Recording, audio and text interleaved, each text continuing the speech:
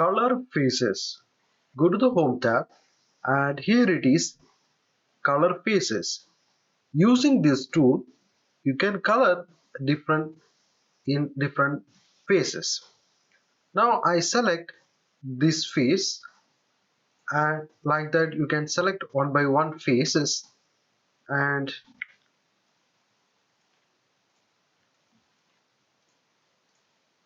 now these faces I selected and simply enter. Now you can make the color using these colors, or you can go to the true color, and color books also available. You can using the color numbering, you can select the colors. I select this color and simply click OK. Now the color is applied here. Again I go to color face and select this face, and like these faces I selected and simply enter. Now I select the green color and simply OK, the green color apply. Again I go to color face, select this face, select this face and this face and this face and this face, enter.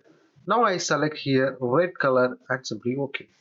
So the color is applied like this. So like that you can make the color in faces AutoCAD 3D using color faces tool.